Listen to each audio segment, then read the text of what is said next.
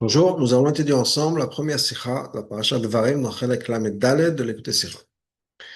Pour donner un peu de contexte, donc Moshe Rabbeinu, au Chodesh Shvat, 5-6 semaines avant de quitter ce monde, avant Zayin Adar, Moshe Rabbeinu donc commence un discours qui va plus ou moins résumer l'histoire du peuple juif depuis la sortie d'Égypte jusqu'au moment où ils vont rentrer en Israël, etc. C'est un long discours. Et au début, Moshe Rabbeinu dit la chose suivante. Voilà, on était au Har Sinaï, à Chorev dans les psukim dont on parle, et Hachem nous a dit, ça y est, il faut partir, et on a voyagé pendant 11 jours. Et le pasuk nous dit ensuite, pasuk Chet, on est dans le huitième pasuk du début de la paracha, Re'ei natati lefnechem et haaretz, regardez, vois, je t'ai donné la terre, j'ai mis devant vous la terre d'Israël, Bo venez au et haaretz et héritez de la terre. Donc, on parle du plan original avant l'histoire des Meraglim, où le peuple juif allait partir plus ou moins du Har Sinaï vers Israël avec quelques étapes, quelques arrêts quelques étapes en chemin. Mais c'était donc avant l'histoire des Meraglim, avant la Xéra de passer en tout cas en temps dans le désert. Et donc, le plan est plus ou moins de rentrer immédiatement en Israël. Et donc, il y a ce façon-là où Moshe dit aux gens, voilà, vous voyez que le tas d'Israël est devant. Donc, on va commencer la sikha. Le passouk dans le passouk. Regarde, natati lifnechem, j'ai mis devant vous taretz la terre. Bo venez au chaud et taretz, héritez de la terre. Matik Rashim nakatov re natati. Donc Rashi commence avec les mots re natati. Regarde, j'ai donné. Umfaresh nous explique, benechem atem roim, vous voyez avec vos yeux. Je ne vous dis pas quelque chose qui est meomet, quelque chose que j'imagine, que j'estime, ou mishmoa, quelque chose que j'ai entendu, une rumeur. Vous voyez vous-même que Hachem vous a donné la terre d'Israël. Kavanat Rashi Pashto, qu'est-ce que Rashi veut dire? C'est quand le mot, le passage de la Torah nous dit et regarde, l'attention n'est pas que les matzim comme qu'on voit dans plusieurs endroits, la chaîne avana qui veut dire comprendre. C'est-à-dire que ré, on peut le comprendre de manière au figuré, au sens propre. Regarder vraiment avec les yeux, ou bien c'est plutôt comprendre, réaliser. D'ailleurs, comme par exemple un autre passage. Tu me dis, fais monter ce peuple. Ou bien, donc il nous dit que quoi? Qu'est-ce que Rashi explique? Fais attention. Donne tes yeux, si on peut dire, et ton cœur sur ceux-là. Sois présent, intentionné. C'est-à-dire, que le peuple juif doit faire attention et prendre en considération les mots d'Hachem. Donc, ça veut dire quoi ici? Donc, je vous ai donné la terre. Donc, on aurait pu penser comme ça. Que Re'e, ce sera au sens figuré. Pas vous voyez vraiment avec vos yeux. Mais prenez conscience du fait que. Non, Rachid dit, et là, vous voyez. C'est pas quelque chose que j'imagine ou que j'ai compris ou quelque chose que j'ai entendu. Hakavana et Ria Kipshuta, ça veut dire, vous voyez vraiment Ria, Bene, Bassa, vous voyez avec les yeux physiques. Donc c'est ce que le passage voudrait nous dire, c'est ce que Rachid veut dire. Ici, Ré, ça ne veut pas au sens figuré, comprendre, faire attention, réaliser, mais c'est vraiment voir, regarder avec les yeux. C'est-à-dire que la vie, on a besoin de comprendre. Et Kivanch, Bisman, Awadain, Loba, Israël. Le peuple juif à ce moment-là n'était pas encore en Israël. Donc, le texte, l'histoire, nous oblige à dire, quand le pasuk nous dit, regarde, j'ai donné la terre d'Israël. Ça veut dire, comprenez, réalisez. Comment c'est possible de dire, vous voyez avec vos yeux? C'est-à-dire que le peuple juif voit avec leurs yeux qu'Hachem leur a donné la terre d'Israël, alors qu'ils ne sont pas encore là. Comment est-ce qu'on peut dire? Le Faresh, que le texte nous oblige à expliquer que le pasuk zé, dans ce pasuk là, ça veut dire, ça veut dire vraiment voir. Okay? Puisque, comme le Rami nous a expliqué maintes fois, Rashi, le commentaire du Rashi émerge du texte, du contexte, des mots, etc. Comment est-ce que le texte peut nous dire, regardez, ça veut dire vraiment voir avec les yeux, alors qu'ils ne sont pas en Israël? Comment est-ce qu'ils peuvent voir que la terre d'Israël est là? Si ça veut dire prenez conscience du fait qu'Hachem vous a donné la terre, très bien, ok, on sait qu'Hachem vous a promis, etc. On peut prendre conscience. Mais voir, et Hachem nous dit attention, on souligne, attention, ne pense pas que Re'e, ça veut dire prendre conscience. Re'e, ça veut dire vraiment voir. Pourquoi? Pourquoi est-ce qu'on est obligé d'expliquer ça? Yesh Mefarshim, il y en a qui expliquent. Kaven Arigat Zichron V'Og. Que qu'est-ce que Moshe leur a voulu dire? Moshe a voulu leur dire que maintenant, voilà, on va s'apprêter à rentrer en Israël. On est à la fin des 40 ans. On a tué Sichon et Og. Shayu Amelachim Tuchim Alem. Sichon et Og, les rois d'Israël, se reposaient sur eux, sur Sichon et Og, pour protéger la terre d'Israël, pour bloquer l'entrée à qui que ce soit. Et donc c'était des gens qui étaient très forts. Malgré tout, le peuple juif a pu les conquérir de manière très facile. Donc le peuple juif a vu avec leurs yeux qui bouche une conquête, qui est le début de la conquête d'Israël. Donc, effectivement, ils ont eu cette expérience. Ils ont vu ça, qui est la conquête de Sichon et Og. Mais cette explication-là n'a pas sa place dans Pshuto Shemikra. Pourquoi? Je ne sais pas parce que de quoi le Pasuk nous parle? Divrei Hashem le Israël B'chor, on parle de ce que Hashem leur a dit au Har Sinaï, en disant Hashem Eloken diber le B'chor les morts. Hashem nous a parlé au Mont Sinaï en disant Rav Lachem, ça y est, ça suffit, Pnou Sou Lachem. Il est temps de voyager vers Israël. Reine et Tati Leftachem. Ensuite, le Pasuk dit regarde, j'ai mis devant vous la terre d'Israël.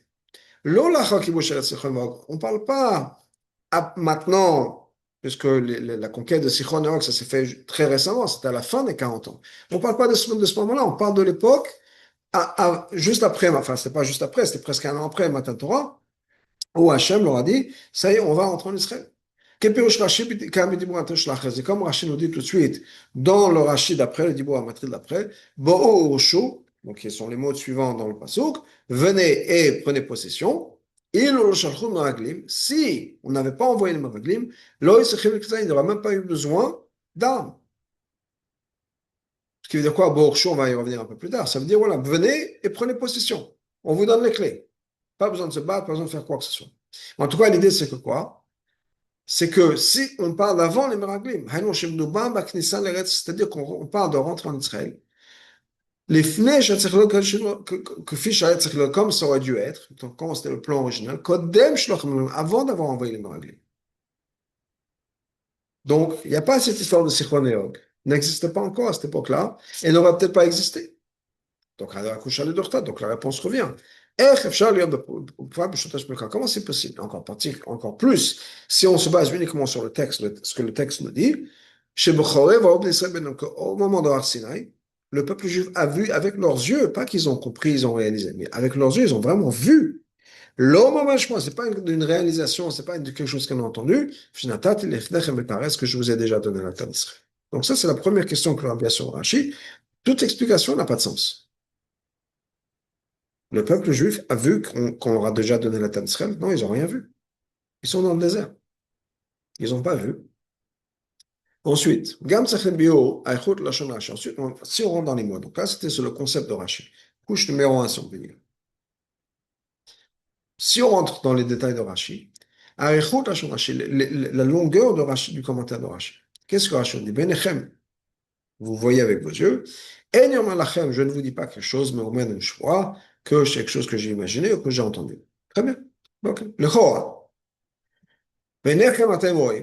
Quand Rashi nous dit Benechem atem roim, vous voyez avec les yeux. Puis au Shorem ou Chachet. Et Rashi nous dit, ça veut dire on voit, donc on voit. Très bien. Là, pourquoi est-ce que Rashi a besoin de rajouter le négatif, c'est-à-dire je ne vous dis pas quelque chose que j'ai imaginé ou que j'ai entendu. Rashi nous dit, vous voyez. Ok? Vous voyez, vous voyez. Pourquoi est-ce qu'il dit vous voyez avec vos yeux et vous voyez et c'est pas quelque chose que j'ai inventé. Comme Rashi par exemple expliqué dans un autre passage avec ces mêmes mots-là. Vous voyez que Hachem vous a donné le Shabbat. Qu'est-ce que Rashi explique là-bas? Encore une fois, Réou, on aurait pu expliquer de deux manières. Vous avez réalisé qu'Hachem nous donne le Shabbat. Bien, vous voyez. Rashi nous dit, Réou benechem. Vous voyez avec vos yeux. Qu'Hachem Shabbat. Que Hachem lui-même vous instruit, si on peut dire, vous met en garde de respecter le Shabbat. Pourquoi le Shabbat? Parce qu'il y a un miracle qui se passe chaque Shabbat. Double portion de manne. Chez Rashi, côté Rashi, là-bas, qu'est-ce que Rashi explique? Uniquement dans le côté positif. Vous regardez avec vos yeux. Mais l'ossif, la change la Rashi n'a pas rajouté et c'est pas quelque chose qui a été inventé. Il a dit juste, vous le voyez lui-même, vous avez fait cette expérience. Hachem prépare pour Shabbat en vous donnant une double portion de manne. Donc, et Rashi n'a pas rajouté et vous comprenez que c'est pas quelque chose que j'ai inventé, etc.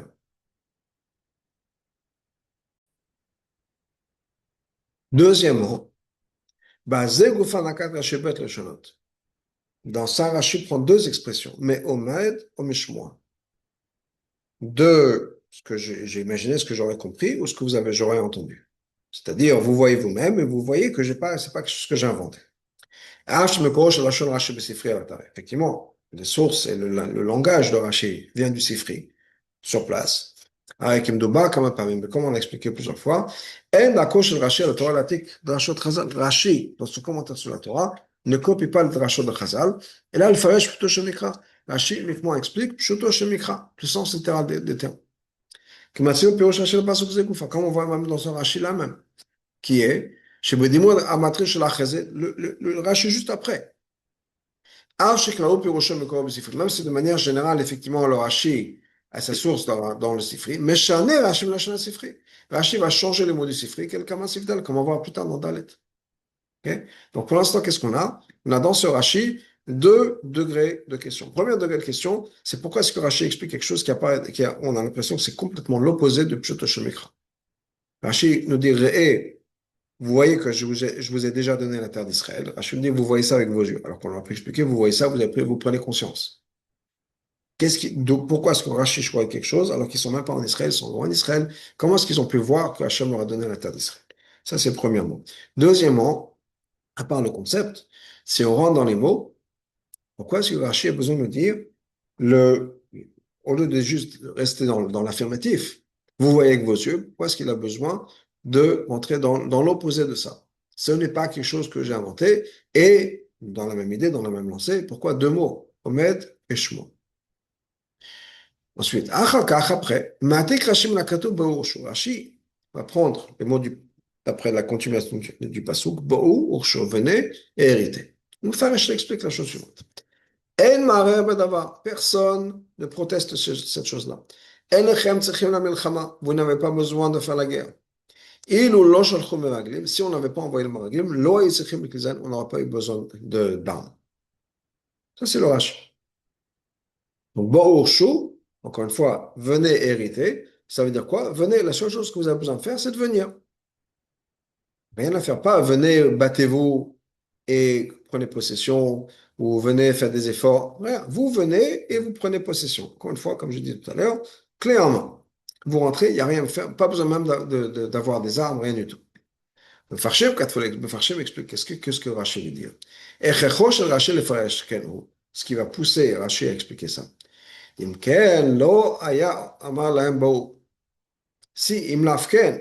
ce n'était pas le cas, comment est-ce que Moshe peut leur dire venez? Elle n'a pas encore été conquise, la terre. Ou bien, pourquoi est-ce qu'on a besoin de dire rentrer?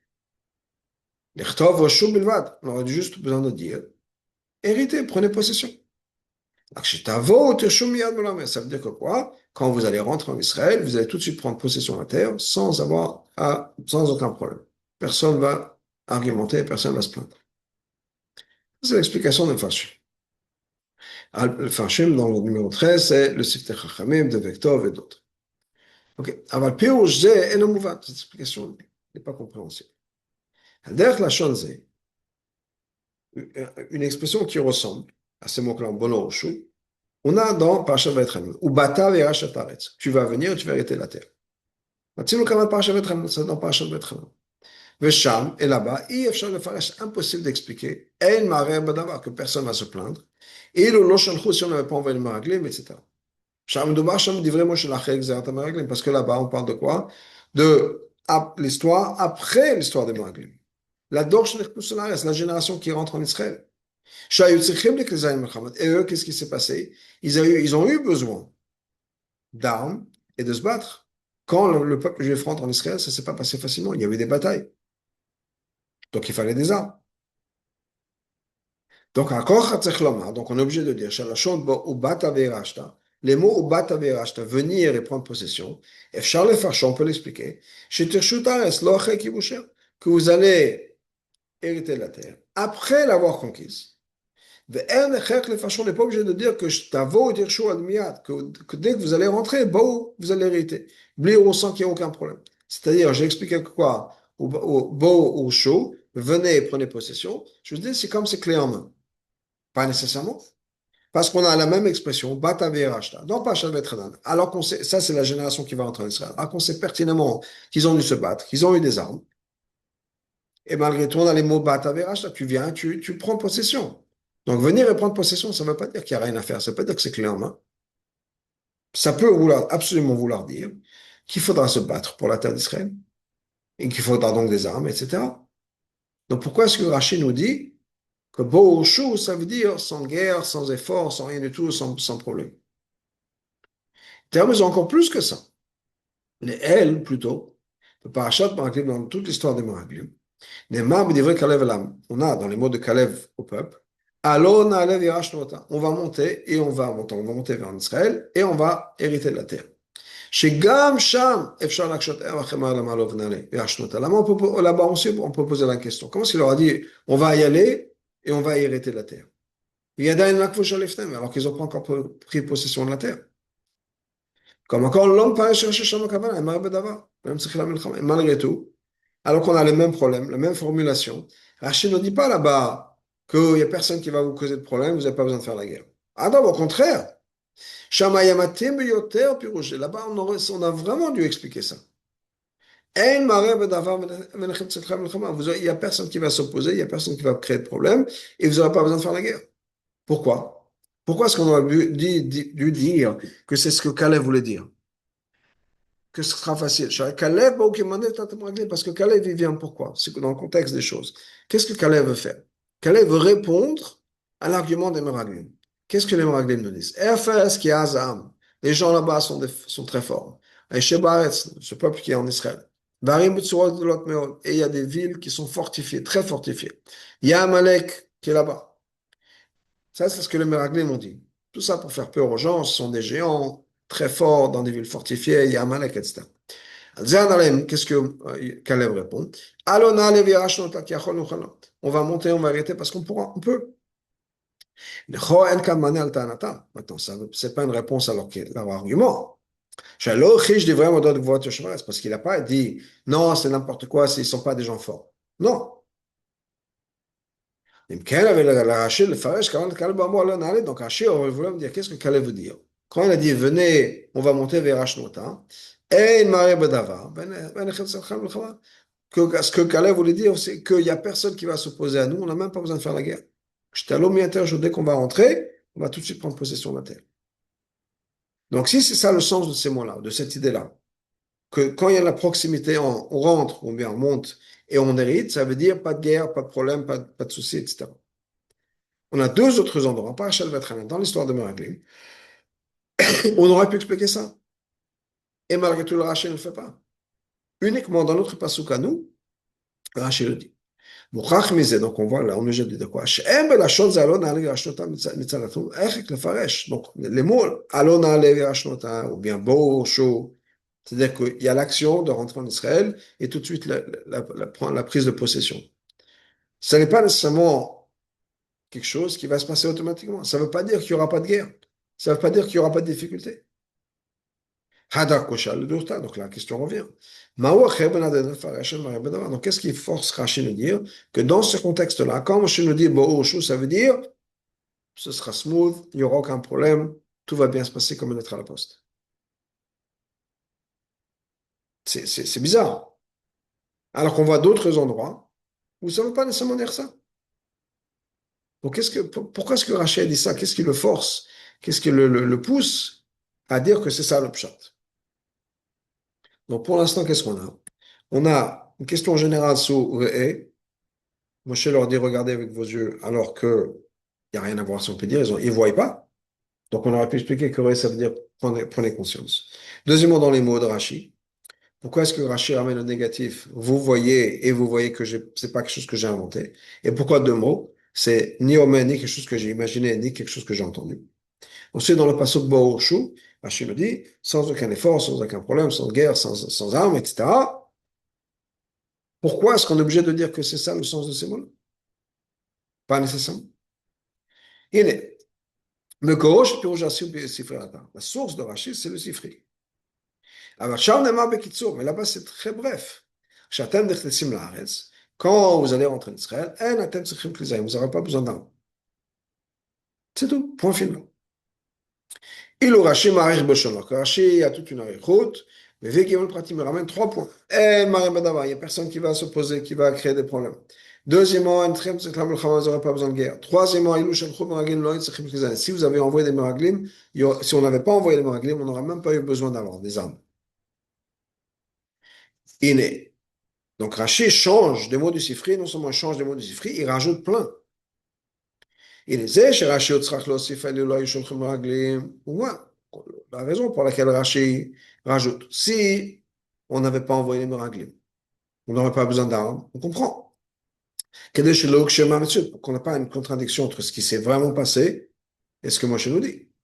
Qu'est-ce qui s'est vraiment passé chez l'Israël, le peuple juif a eu besoin d'armes, a eu besoin de guerre. C'est pour ça que Rashi nous dit, ce que le passage me dit, c'était l'Avamina, on peut dire comment les choses se seraient passées si c'était le plan originel sans les miracles.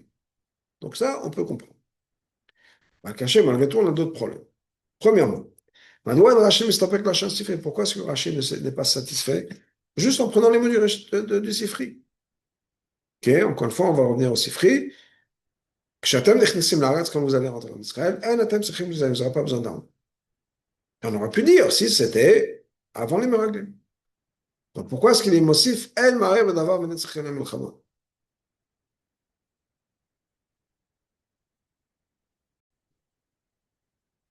Donc on a dit, Madouan Rashi Mistapek Lachon Sifri. Pourquoi est-ce que Rashi n'est pas satisfait du mot de Sifri? Qui est mossif, il rajoute El Mareh Bedavar Menechem Melchama. Il n'y a personne qui va se protester, vous n'avez pas besoin de faire la guerre. Donc on a besoin de dire, ça aurait été s'il n'y avait pas eu les miracles, ça, il n'y a pas de problème. Mais pourquoi ne pas de se dire, vous n'avez pas besoin d'armes? Pourquoi rajouter El Mareh Bedavar Menechem Melchama? Deuxièmement, Rashi change. Au début, il parle de quoi? Vous n'avez pas besoin de faire la guerre. Ensuite, il finit. S'il n'y avait pas eu les Meraglim, vous n'auriez pas eu besoin d'armes. Deux choses, la guerre et les armes. Mashma, ce qui veut dire, ce qui veut dire à la fin, c'est pas juste le farage, c'est pas juste pour expliquer ce qu'il a dit plus tôt. La raison pour laquelle vous n'avez pas besoin de guerre. Parce que si on n'avait pas envoyé les Meraglim, on n'aurait pas eu besoin d'armes. Non. Chez eux, ordinaire, c'est quelque chose de séparé. Non, ça, à part le fait que vous n'avez pas besoin de guerre. Il y a autre, mais au-delà de ça, et ça c'est spécial, Rabbi va détailler ça un peu après, si on n'avait pas envoyé les Meraglim, on n'aurait même pas eu besoin d'armes. Comment ça veut dire quoi? Que s'il n'y avait pas eu les Meraglim, même juste de porter des armes, pas de s'en servir, de porter des armes pour faire peur aux gens qui habitaient en Israël, ça n'aurait pas été nécessaire. D'ailleurs, quand on voit dans le Rashi un peu plus tard, Benogal et moi, en ce qui concerne Moab, que même, ou malgré le fait que Hachem a dit on n'a pas le droit de faire la guerre avec Moab, mais comme encore, mais malgré tout, on leur a fait peur. Et on s'est montré qu'on était bien armés. Et ça, il n'y a pas eu de issue. Donc, qu'est-ce qu'on veut dire? On veut dire qu'il y a deux choses. Donc, il y a la guerre et il y a comment dire, le fait de porter des armes, juste pour faire peur. Et démontrer sa force. Voilà. Puis c'est à moi, ça dans la Rashi. Donc, si c'est ça, donc qu'est-ce que Rashi nous dit? Il y a El Mare, il n'y a personne qui va protester. il n'y aura pas besoin de guerre. Et s'il n'y avait pas eu les Meraglim, on n'aurait même pas eu besoin d'armes. Dans ce cas, l'ordre de Rashi est un peu bizarre. Au début, il dit que quoi, il n'y a personne qui va protester, qui va remettre en question l'appartenance de la terre d'Israël au peuple juif. Ok. C'est-à-dire qu'il n'y aura même pas eu de héros. Juste remettre en question. Pas de guerre, etc. Personne qui se complaint, qui se plaigne. Donc, on est obligé de dire que quoi? Quel est l'ordre logique de la progression des choses dans Rashi? C'est que qu'on commence avec le plus facile. C'est-à-dire, il n'y a personne qui va remettre ça en question. À plus forte raison, on n'a même pas besoin de que vous n'aurez pas besoin de guerre. Rashi continue de cette même chita-là. Non seulement ça, non seulement vous n'avez pas besoin de faire la guerre, vous n'avez même pas besoin de porter des armes, d'avoir des armes. Ok? Donc c'est l'ordre. Maintenant, Chora, avait le Rachid, le Farash, le Rachid, le Trid. Donc Rachid, normalement, on aurait dû dire dans le sens inverse. C'était pas dans le sens inverse. En disant que quoi? Que s'il n'y avait pas une Meraglim, on aurait dû mettre cette phrase-là tout en début. S'il n'y avait pas eu toute l'histoire des Meraglim, personne n'aurait remis en question notre droit à la terre d'Israël. Charles Paul qui bouche arrête ça des Milchamot, parce qu'au bout du compte, qu'est-ce qui s'est passé? Maintenant qu'il y a eu l'histoire des Meraglim, et ça va être l'expérience du peuple juif, il y aura eu des guerres. Non, il y aura eu des guerres quand Shekel Shoyim Mararim. À plus forte raison, ça veut dire que quoi? S'il y a eu des guerres, c'est des gens qui n'étaient pas d'accord. Et on a eu besoin de se servir des armes. Dans ce cas-là, pourquoi est-ce que Rachid dit s'il n'y avait pas envoyé de Meraglim, si on devra pour uniquement la femme, donc avec les armes, en ce qui concerne les armes. Mais l'ol, il ne faisait pas avant. En ce qui concerne le fait qu'il n'y aura pas de gens qui vont protester, vous n'avez pas besoin de faire la guerre.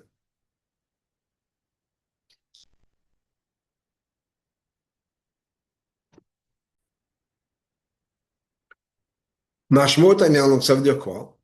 Ce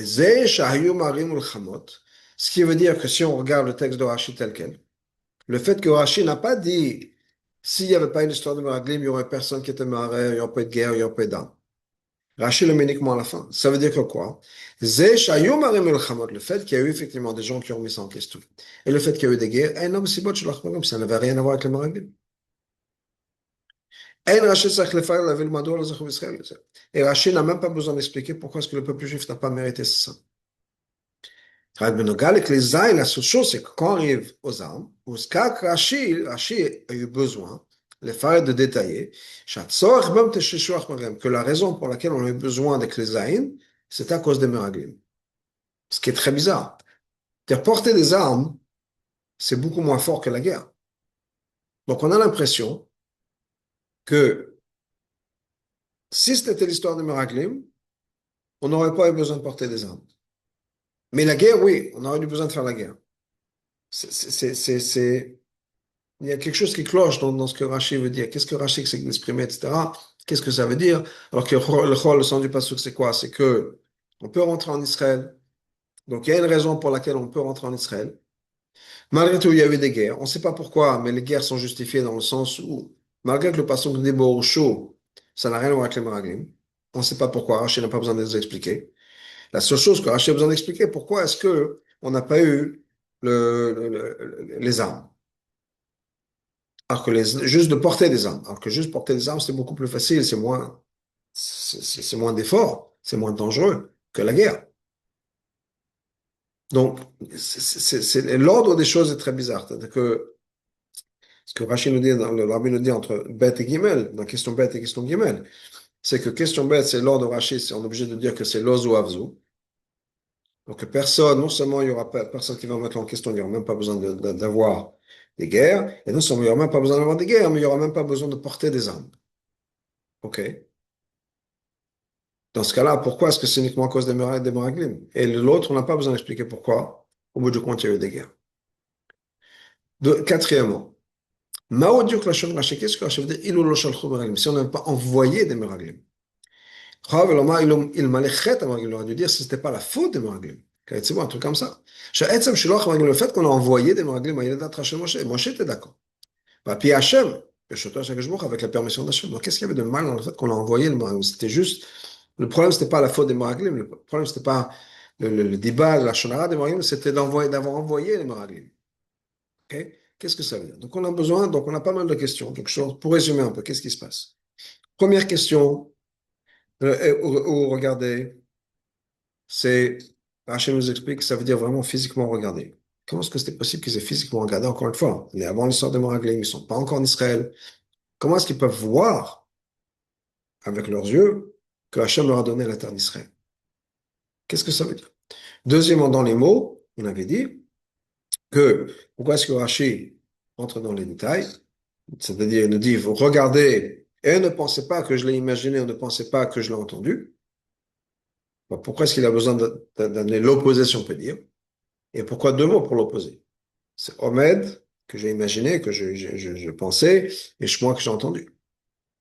Deuxièmement, dans le passage Bo Shu, pourquoi est-ce que Rashi explique tout ça? Il y a tellement d'explications, d'autres manières d'expliquer les mots, que Bo Shu, ça veut dire qu'il n'y a pas eu besoin de guerre. Non, pas nécessairement. Rashi dit qu'il n'y aura pas eu besoin de guerre. Il y a d'autres psukim où on a ce même sens, Bo Shu, et ça ne veut pas dire qu'il n'y aura pas eu besoin de guerre. Non, il y aura eu des guerres. Et pourquoi est-ce que l'ordre des psukim d'explication de Rashi, tous les détails d'explication de Rashi de Bo Shu, qui est qu'il n'y aura pas de Maharer, il n'y aura pas de guerre, à cause des Meraglim, on n'aura pas eu besoin des armes. Pourquoi est-ce que les armes, c'est uniquement à cause des Meraglim, la guerre, oui. Et pourquoi chez le Wach, le fait d'avoir envoyé des Meraglim, pas la faute, juste le fait d'avoir envoyé des Meraglim, qu'est-ce qui se passe dans ce rachis? Et là, on va entrer donc dans l'explication, justement à Bio Khosé. Donc voilà l'explication dans tout ça. On commence donc à répondre à toutes les questions. Kavanat Rashi le Pirosho, dans ce que Rashi veut répondre, il est Taretz Kusha Klaïd Bekatov. C'est pour répondre à une question générale qui est dans ce pasuk-là. C'est-à-dire, Katov, ce pasuk-là, c'est la suite de ce qui est marqué juste avant. Qu'est-ce qui est marqué avant? Hachem Elokeinu diber elenu b'Chorev. Hachem nous a parlé au mont Sinaï, au Chorev. Et moi, nous disons, Rav Lachem Shevet, ça suffit d'être installé ici. Nous, Usul Lachem, allez, ou Baou Amori, venez vers le monde de Mori, El Kol Shechina Barava, et tout le voisinage là-bas de Barava. Eretz Knani, la terre de Canaan, Valvanon, et du Liban, Ad Anar Agadol Napad, jusqu'à l'Euphrate. Klamar, Bechol Eretz Israël, Bechol Gouter, c'est-à-dire tout Israël. Ok? Vous rentrez en Israël. Donc le passage nous dit déjà, on avance, on y va, on rentre en Israël. Imken, à moi, dans ce cas-là, c'est étonnant. La Chash, une fois que le passage nous a déjà dit de venir en Israël. Qu'est-ce que le passage d'après qui nous dit? Regardez, j'ai donné devant vous la terre d'Israël. Venez et héritez la terre. C'est le passage d'avant qui nous dit ça. Baou, Amori, venez, etc. Une fois qu'ils sont. Donc, et on vous donne la terre. Donc pourquoi est-ce qu'on a un deuxième passage qui dit plus ou moins la même chose? Alors, bien sûr, ce passage rajoute quelque chose qui est Hachem vous a promis la terre, pour que le peuple juif n'ait pas peur de rentrer en Israël. Mais le passage aurait dû commencer dans le sens inverse. C'est-à-dire, premièrement, on vous promet la terre d'Israël. Voilà, je vous ai donné la terre d'Israël. Venez et héritez de cette terre-là. Et ensuite, ensuite, on rentre dans les détails. Plutôt sur la Chem, tourne à droite, tourne à gauche, Mori, venez ici, Barava, Naragadol. OK? Là, on a tous les détails. Mais pourquoi est-ce que d'abord on nous dit rentrez en Israël avec toutes les frontières, et ensuite on nous dit venez et héritez la terre d'Israël? Il y a quelque chose qui cloche dans l'ordre des psukim. לכן מפרש חשב, פסק רש"י explique. שאין כוונת הכתוב להודיע סתם על הפעם אודות הבטחת נתנה. Le pasuk certainement ne va pas nous dire encore une fois, je vous ai promis la terre d'Israël. On le sait déjà. Le peuple juif le savait déjà que la terre d'Israël est pour eux, et leur.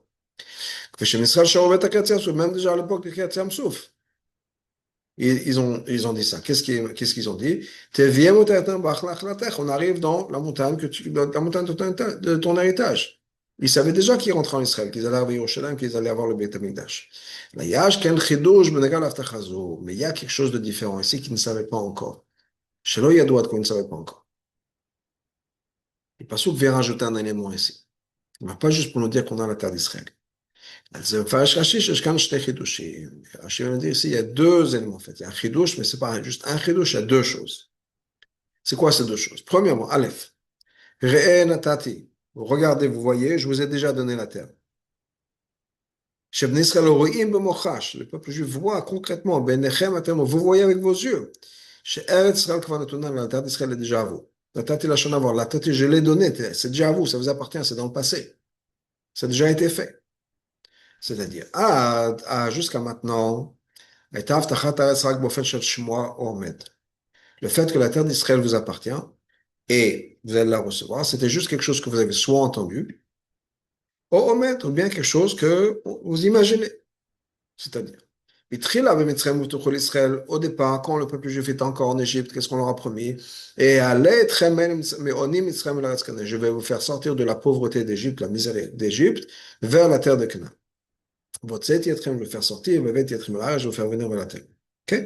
Le peuple a eu confiance. On est des gens qui croient en Hachem, les enfants de gens qui croient en Hachem. Ok? Chez eux, mais ça c'est juste une shmoa, c'est Kabbalat Dvarim. On a accepté, on a entendu, on a eu cette tradition dans le peuple juif que Hachem nous a promis. Après, après tous les miracles qui sont passés à Israël. Le prat peut être Kriyat Yam-Souf, en particulier au moment de Kriyat Yam-Souf. Chez Az, Namog, ou Kol Yosh, Canal, qu'est-ce qu'on a dit dans Kriyat Yam-Souf? Tous les habitants de Canal ont commencé à avoir peur. Tipol al-Mamat avapachad.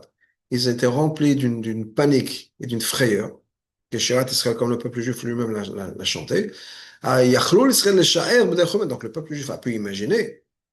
C'était juste quelque chose qui était logique, mais ils l'ont imaginé. Certainement, Hachem va faire en sorte que les rois de Canaan vont tomber dans leurs mains. Et ils vont pouvoir hériter de la terre d'Israël de manière miraculeuse. Ça, c'était jusqu'à maintenant. Jusqu'à maintenant, on avait cette tradition qu'on a entendue et on avait cette logique. Une fois qu'il y a eu chrétien, sauf on avait tout le miracle. On a su que les gens d'Israël avaient été remplis de terreur du peuple juif. Bon, on s'est imaginé que ça allait fait, ça allait être facile. Maintenant, il y a quelque chose qui change. Shen Kanata. Re'e natati, vous regardez. Benechem avec vos yeux. Atemori, vous voyez vous-même. Enyom alachem uman b'shmoa. C'est plus un omer, plus un shmoa. C'est plus quelque chose qu'on peut imaginer ou qu'on a entendu. Comme on va voir plus tard dans le Vav, Rabbi nous dit. Donc ça, c'est Chidush numéro 1. Chidush numéro 2. Donc c'est pas, Chidush numéro 1, encore une fois, c'est pas juste que maintenant on est changé, il y a quelque chose qui a changé. C'est pas juste la tradition, c'est pas juste que c'est logique, mais c'est qu'on le voit. Deuxièmement, un deuxième Chidush dans le Pasuk, Bo'ur Shu. Étant donné que je vous ai déjà donné la terre d'Israël, c'est pas juste une promesse. C'est une manière que vous pouvez le voir concrètement, vous pouvez le voir. On comprend le fait qu'ils ont rentré en Israël, ce sera quelque chose il y aura rien qui va les empêcher. Chez Tavo, quand vous allez rentrer, vous allez tout de suite pouvoir arrêter la terre. Il n'y a personne qui va vous créer de problème. Donc ça, c'est ce que Rachid nous dit, les changements dans les psukim. On n'a pas encore rentré dans tous les détails, on va voir un peu plus, mais on comprend déjà la question générale de Rachid, qui encore une fois, qui était, pourquoi est-ce que ce pasuk, qu'est-ce que le pasuk vient nous enseigner? Alors que le pasuk d'avant nous a déjà dit qu'on va rentrer en Israël. On le savait déjà avant qu'on va rentrer en Israël. Qu'est-ce que ce pasuk vient nous rajouter? Et Rachid dit, ce pasuk donne deux chidushim. Il y a un changement dans notre perspective, dans notre expérience, et le fait que maintenant, on peut juste rentrer en Israël et ce sera facile.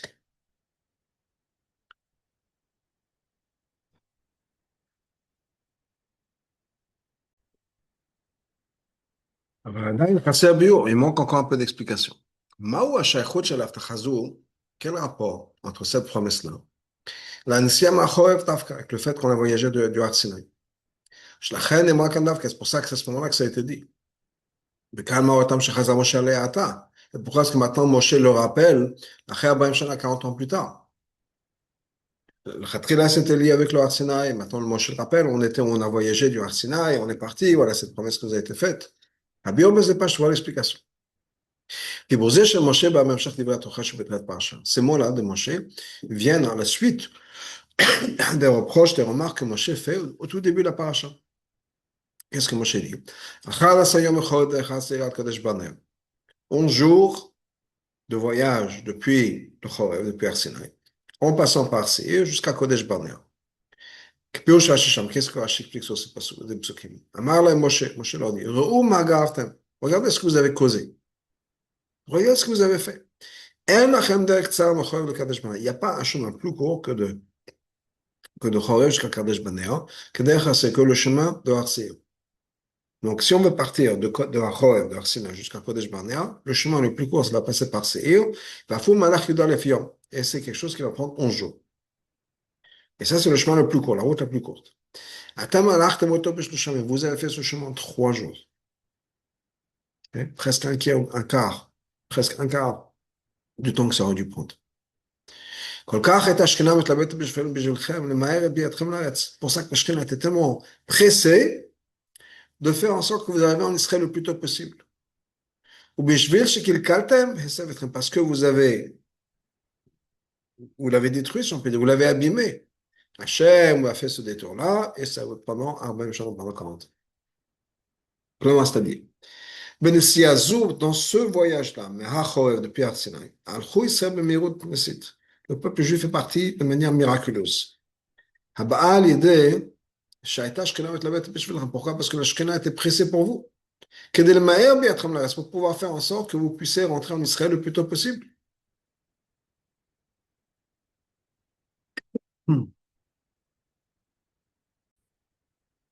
Donc Hachem, c'est מתלבט, c'est fatigué, si on peut dire. C'est efforcé pour vous. אחרי שאמר משה את הדברים בקיצור ברמז, une fois que Moshe dit ça sous des allusions, sous des remèzes, חזר אחר כך לספר על איך נסיעה זו. Donc au début, Moshe commence avec des allusions. Ensuite, il va rentrer dans les détails de ce voyage-là. On pourra tout être un peu plus dans les détails. Hachem Elokeinu diber לנו בחורב. Hachem nous a parlé à Chorev. לומר nous dit, רב לכם שבת פרז. Ça suffit d'être assis à côté sur cette montagne-là. Nous sous לכם באו. Il est temps de voyager. Allez voyager, venez. So, גם כמה שפסיף, c'est ce que le pasuk nous rajoute. ואין נתתי לפניכם את הארץ. Regarde, j'ai mis devant vous, je vous ai donné la terre. בואו venez hériter. שלמה, débasé, שבזה רמז להם נפלאות שראו בעת הנסיעה הזו. C'était une allusion au miracle qu'ils ont vu pendant ce voyage-là. Chez Bérotam, en voyant la rapidité, la vitesse miraculeuse que le voyage leur a pris, au lieu de 11 jours, ça s'est fait en 3.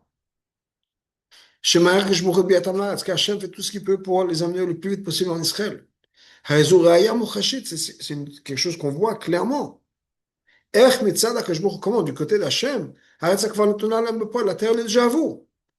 Mais il n'y a rien qui vous arrête. Ça y est. La seule chose qui manque, c'est que vous rentrez en Israël. Vous franchissez le pas, vous traversez la frontière, vous rentrez en Israël. Mais vous avez vu le miracle. Donc c'est ce que Moshe leur dit. Vous avez vu avec vos yeux qu'un chemin qui aurait dû prendre 11 jours a pris 3. Vous avez vu à quel point Hachem fait les choses rapidement pour que vous puissiez rentrer en Israël. La terre est à vous. Et là, à cause de leur faute, comme quand les psukim continuent, Garmou, ça a causé, là, vous avez causé que vous allez être dans le désert encore 38 ans, 38 ans de plus. Maintenant, une fois qu'on a expliqué ça, on va comprendre aussi le Rashi d'après. Mais arrêtons-nous là pour comprendre ce que Rashi nous a expliqué, le Rabbi nous a expliqué dans le Rashi, le premier Rashi. Quoi? C'était quoi le premier Rashi? Avec vos yeux, vous voyez. On a dit ils ne voyaient pas, ils sont pas en Israël. Non, vous voyez la rapidité que Hachem met en place, à quel point vous avez voyagé rapidement, et ça vous l'avez eu, vous avez fait cette expérience, à quel point vous avez voyagé rapidement pour rentrer en Israël. Donc, vous voyez que la terre est à vous, il n'y a rien qui vous empêcher de rentrer en Israël. Et donc, on va rentrer encore plus dans les détails après, le Shmoa et l'Omed. Mais il y a quelque chose qui est différent aussi. Clairement, jusqu'à maintenant, bon, on voyageait, jusqu'à maintenant, vous avez entendu parler de la terre d'Israël, après Kriyat Sauf, vous imaginez que ça va se passer, etc. Mais que je voulais dire, mais maintenant, il y a quelque chose de différent. Qu'est-ce qui est différent maintenant? Vous avez vu le miracle de ce chemin que vous avez fait de manière tellement rapide qu'Hachem fait tout ce qu'il peut pour vous amener en Israël. Alors, bien dit, maintenant qu'on a expliqué ça, on peut passer au deuxième Rashi. Bohoshu. Donc, de la même manière que dans ce pasuk-là, 11 jours depuis Ochel, Madgish Rashi Hapech min hakatse lakatse. Rashi veut montrer les opposés qui se sont mis en place. Shenikam alima sem sheskal. Comment d'une situation tellement positive, vous êtes arrivé dans une situation tellement négative. Ce que vous avez causé. Chez l'Oz, ou Belvat Shayurak Taksa, non seulement ils étaient tellement proches d'Eretz Israël, derrière Yudalef Yaman Kadesh Barnea, jusqu'à 11 jours jusqu'à Kadesh Barnea, chez Boulet, qui est déjà à la frontière. Kadesh Barnea, c'est à la frontière.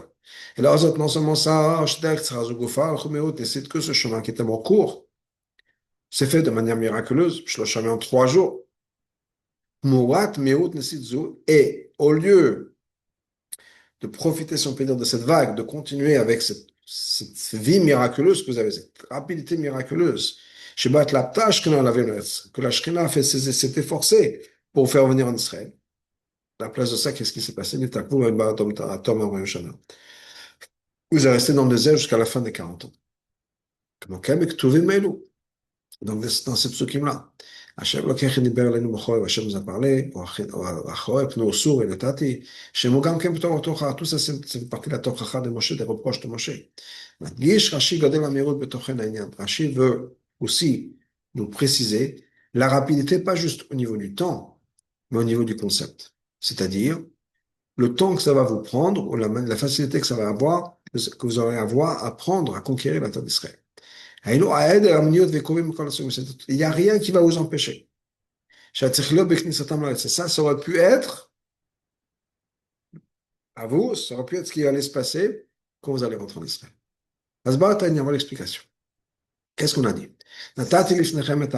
Je vous ai donné la terre d'Israël. Oui, le passe au gré, regardez, vous voyez, je vous ai donné la terre d'Israël.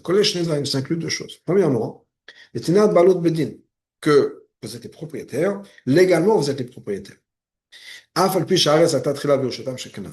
Malgré le fait qu'au départ, la terre appartenait aux Canaanim, et ils auraient pu avoir cet argument que la terre est à eux.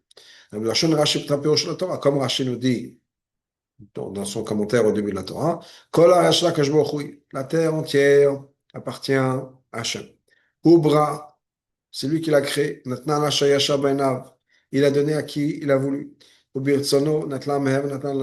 Et c'est par sa volonté qu'il a pris la terre d'Israël et qu'il a pris des Knanim, qu'il nous l'a donné à nous.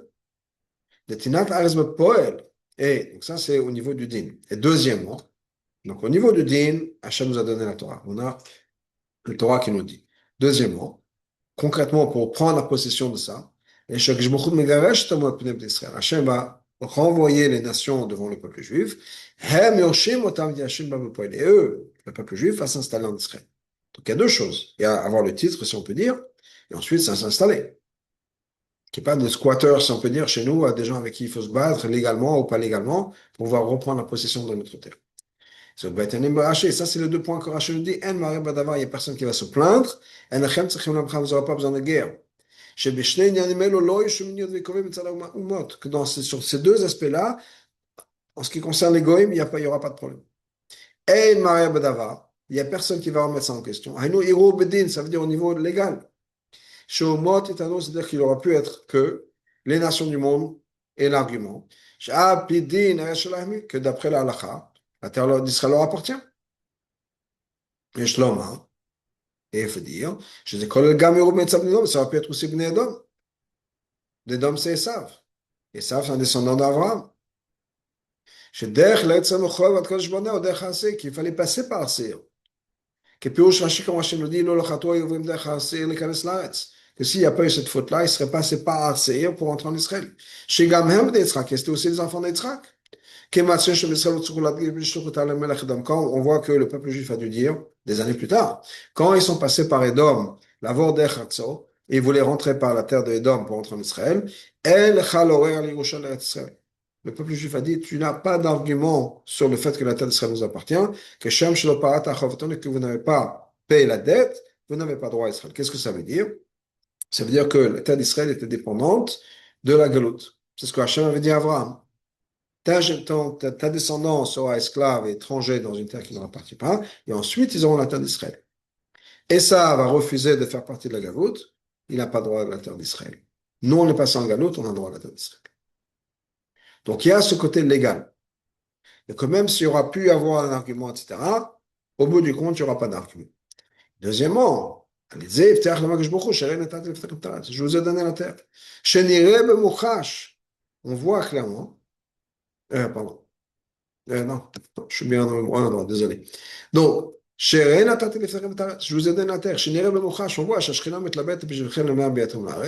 Shekhinah fait tout pour, pour accélérer l'avenue dans Israël. Maintenant que toutes les nations du monde voient ça, le miracle qui se sont passés pour entrer en Israël, il n'y a aucun non-juif qui va ouvrir la bouche en disant non, on n'est pas d'accord. La terre d'Israël, on a aussi des droits sur la terre d'Israël. Donc le fait que la Shrina a fait tout pour accélérer les choses, c'est aussi une preuve. Et c'est aussi, ça a aussi mis en place le fait que voilà, les nations du monde vont rien dire. Mais, même si peut-être légalement, ils n'ont pas d'argument légal. Ça ne veut pas dire que les gens qui sont en Israël maintenant, même s'ils savent que légalement le peuple juif a le droit sur la terre d'Israël, donc comme les peut-être qu'ils vont pas vouloir partir. Mais je serai pour le peuple juif. Ils ne vont pas vouloir que les juifs prennent possession de la terre. C'est pour ça que Rachid dit, vous n'aurez pas besoin de la guerre. Les goïs vont partir. Comme au Gegashi, comme par exemple les Gegashi, Shamanu Panam Ipneam. Les Gegashi s'est levé, ils sont partis de par eux-mêmes. Donc c'est ça que Rashi nous dit. Que, étant donné qu'il y a eu tous ces miracles, étant donné qu'on voit les miracles, et les nations du monde ont vu aussi ces miracles-là, qu'est-ce qui va se passer? Il n'y aura personne qui va avoir soit héros dans le sens légal, ni milchama, ni guerre, parce que tout va se passer en paix, tout va se passer facilement, sans inquiétude. Étant donné que ce voyage-là de Achor jusqu'à Kadesh Barna était d'une rapidité surnaturelle, miraculeuse. Donc, ce serait logique de dire, chez Gam Cher, même la suite. Le fait que Hachem nous dit, voilà, vous regardez, je vous ai donné la terre, vous allez l'hériter de manière surnaturelle. Donc, Rashi s'est pas arrêté au fait qu'il n'y a pas de guerre. Encore une fois, on avait 3 points dans Rashi. Pas de héros, pas de guerre, et sans les Meraglim, il n'y aurait même pas eu besoin d'avoir des armes, de porter des armes. Donc on a expliqué pourquoi si Rashi mentionne il n'y aura pas de héros, ça veut dire au niveau légal. Il n'y aura pas de Milchama, c'est-à-dire même les gens qui habitent à Israël ne vont pas se battre, ils vont partir. Mais si, étant donné qu'il y a eu tellement de miracles, Rashi nous dit qu'il y a quelque chose d'autre ici.